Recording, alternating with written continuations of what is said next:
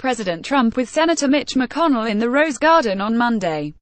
Tom Brenner, New York Times, Washington. In a joint news conference on Monday with Senator Mitch McConnell, the majority leader, President Trump sought to reaffirm his relationship with Republican leaders in Congress, promised new decisions on the opioid epidemic, tax cuts and healthcare, and blamed the Cuban government for mysterious illnesses that racked the United States Embassy's staff in Havana. But the president also strayed into other subjects, some topical and others peripheral, including Hillary Clinton's comments on protests by N.F.L. players. Here is a smattering of other asides from Mr. Trump's news conference in the Rose Garden.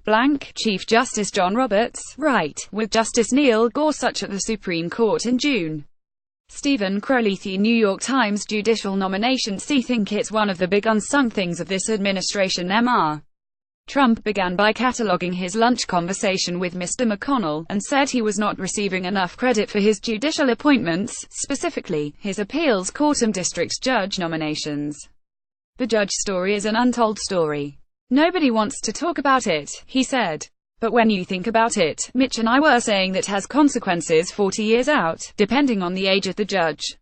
In praising his record in naming judges to the federal bench, Mr. Trump was eager to assess quality and quantity. He claimed that some scholars that have been studying it have given great reviews to his nominees, saying his judicial appointments will set records. Mr. Trump called this one of the big unsung things of this administration. Roy Moore ran a very strong race. Mr.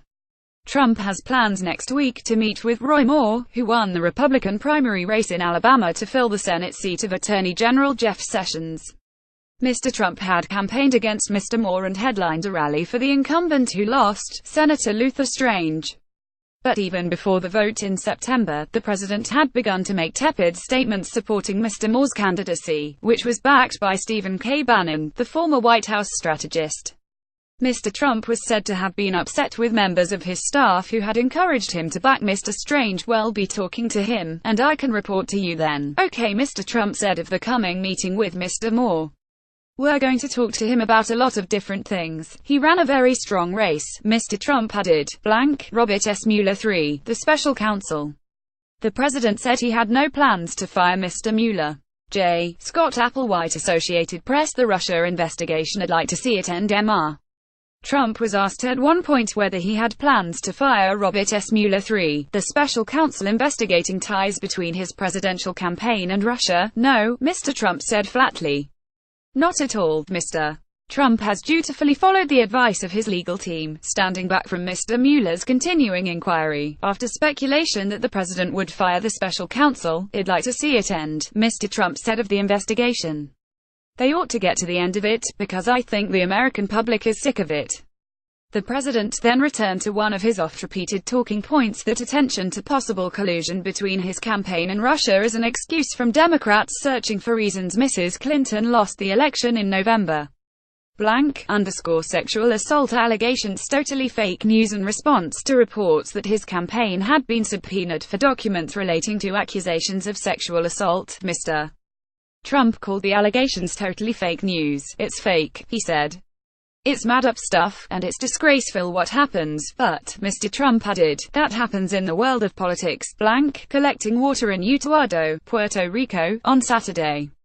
Ramon Espinosa, Associated Press. Disaster relief. The Puerto Rico situation, "It's been outstanding." Mr. Trump said he spoke to Gov. Jerry Brown Jr. of California about the devastating fires that ravaged Northern California last week. He also cited an A+ approval rating that James Lee Witt, the director of the Federal Emergency Management Agency under President Bill Clinton, gave to the Trump administration's response in the aftermath of Hurricanes Harvey, Irma and Maria.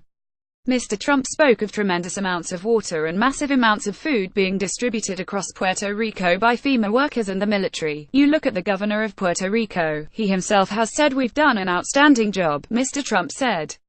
"Most people have said we've done an outstanding job." The president has been harshly criticized for what many see as a lackluster and delayed response to the island's devastation, especially after he lashed out at the mayor of San Juan, who questioned Mr. Trump's leadership. Mr. Trump has said that Puerto Rico's poor infrastructure and debt was partly to blame for the crisis. He later reassured the island territory, where more than 80% of the population remains without power, that he would always be with them. Hillary Clinton. Hillary, please run. In the final moments of the news conference, Mr. Trump said he hoped Mrs. Clinton, his opponent in the 2016 presidential campaign, would run again in 2020. It was a repeat of a tweet he posted in the morning. "Oh, I hope Hillary runs," he said. Hillary, please run again. Asked about Mrs. Clinton's defense of NFL players kneeling during the national anthem, the president blamed her argument that the players were protesting the criminal justice system, not the American flag or national anthem, as a reason she lost the election. "There's plenty of time to do knees and there's plenty of time to do lots of other things," Mr. Trump said. "But when you take a knee, well, that's why she lost the election. Honestly, it's that thinking. That is the reason she lost the election." He also urged the NFL to suspend players who knelt during the anthem for multiple games. "The people of our country are very angry at the NFL. All you have to do is look at their ratings and look at their stadiums. You see empty seats where you never saw them before," Mr. Trump said. "A lot of people are very angry at it. It is highly disrespectful. They shouldn't do it." A version of this article appears in print on October 17, 2017, on page A17 of the New York edition, with a headline message for Clinton, and pats on the back.